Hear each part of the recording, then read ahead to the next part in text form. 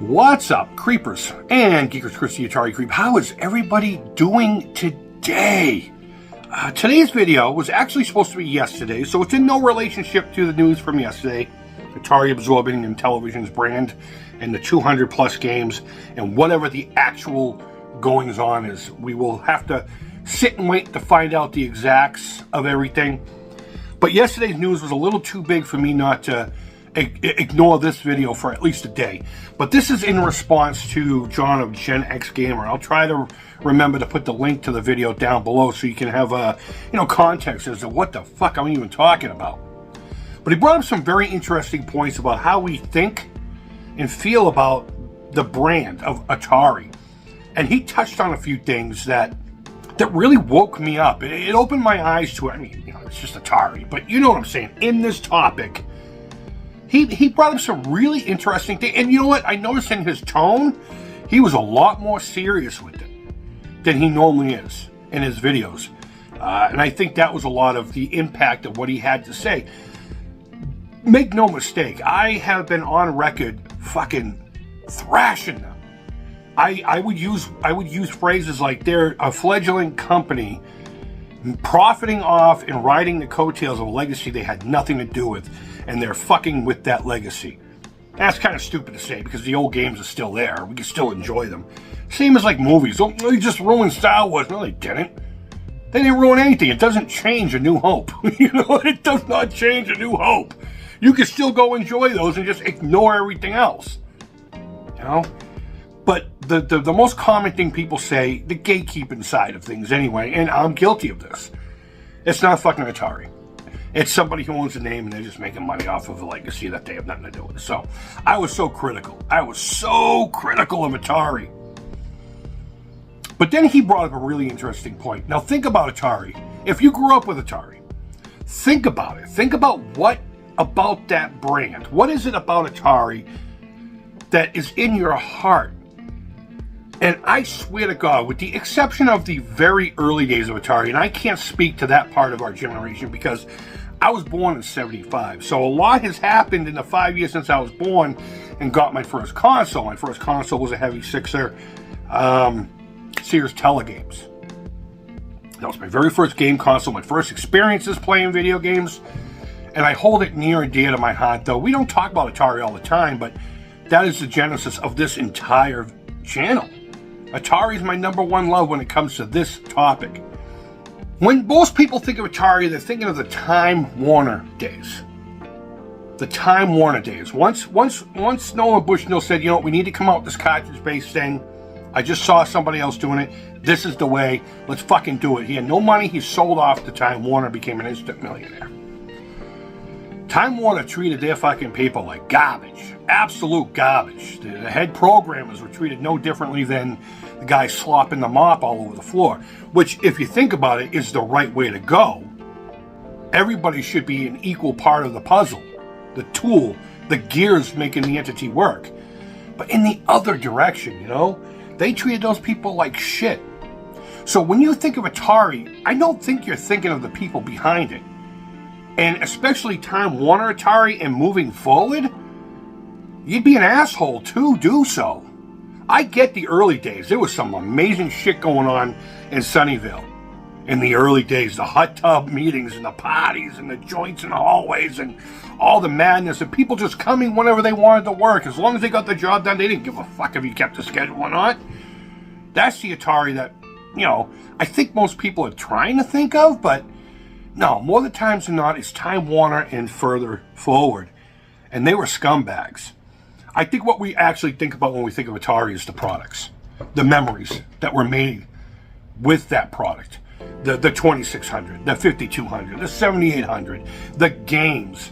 Yeah, it was a shit show and it was the Wild West of the industry, but it was still a brand new thing. It was a baby trying to learn how to walk, But if you think about Atari, you're not thinking about the people behind it. Moving fast forward to modern day Atari, I think you really need to look at it that way. Look at the products. Look at what's coming out.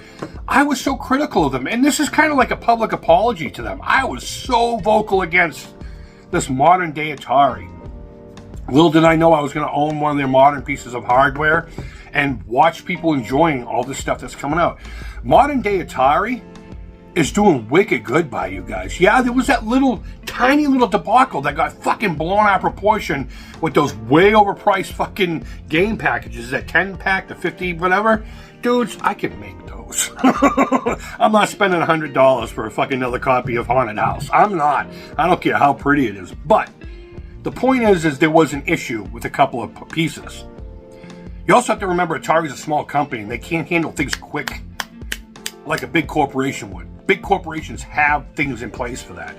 And if you look at the numbers, the good versus the few flawed, it's a non-issue anyway. But somehow it became an issue, and then all the fucking gatekeepers came out.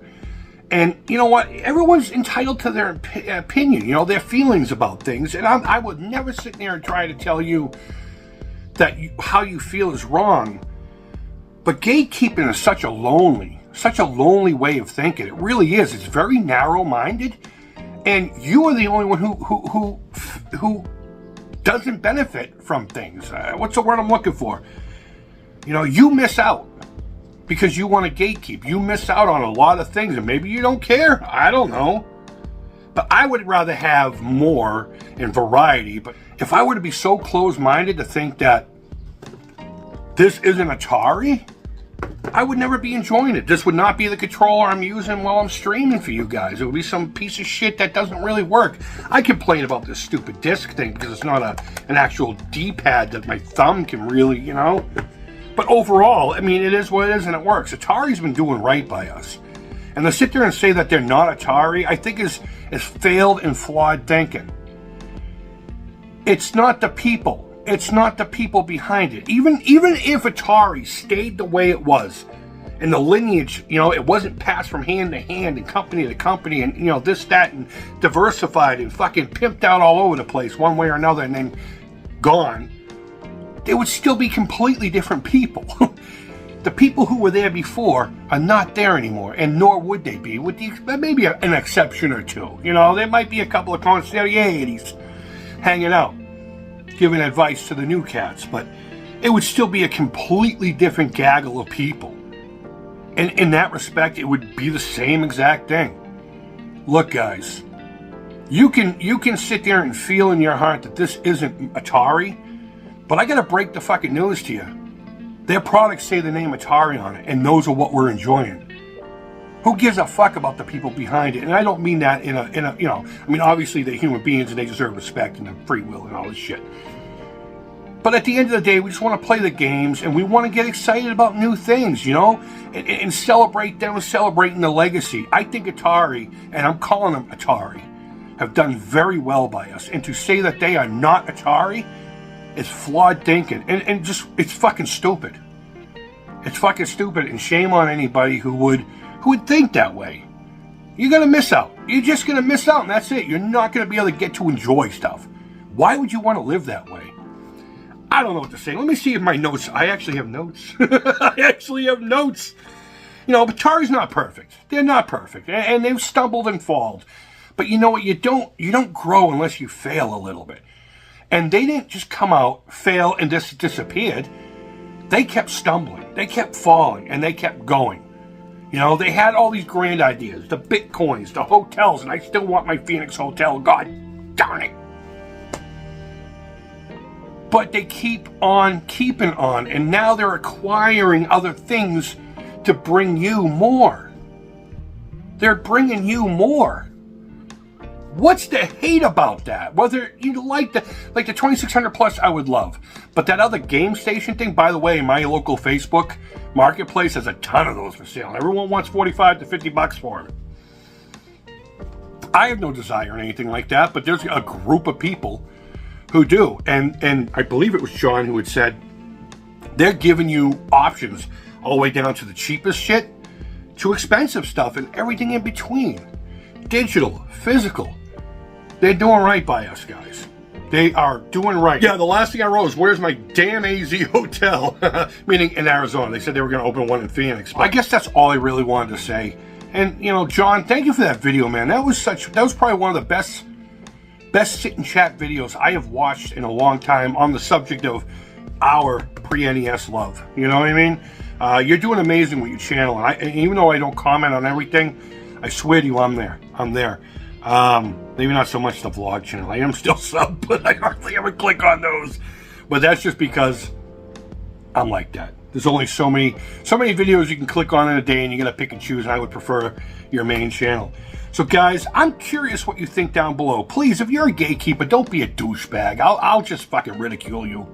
I'll ridicule you because it really is. It's flawed thinking. It's narrow-minded, and God forbid you just. I'm not saying go out and support it, but the reality is we're not thinking about the people behind the product. We're thinking about the product and the memories the product makes. Guys, wherever in the world you are, I really do hope you're doing well. Whether we get along or we don't get along, whether you tell me to go, I get that a lot. You remember when you did that? And somehow I think people report it. I think people report those because they go away. I finally come up with something funny to say, and I go back to it. It's gone. Oh, I just almost spilled my coffee everywhere. So guys, yeah, wherever in the world you are, I hope you're doing well. Thank you so much for watching. Go check out John's video. If you're not subscribed to him, one of the best Atari-centric channels, him and the Atari Network, which is growing real fast. Amazing resources, amazing channels. Check them both out. I'll try to put the link to John's video down below. And if you have something to say, chime in. You know, you don't have to tag me, tag him. And just let me know the video's there. If you want to tag us both, rad. But whatever's clever, you know, do the thing, and let's just have fun. Let's play these fucking games, and just enjoy that they're celebrating our childhood. Yes, they're out to make money, but that's the name of the game, guys. I can't say it enough. Thank you so much for watching. And until next time, take care, creep it real, and bye-bye.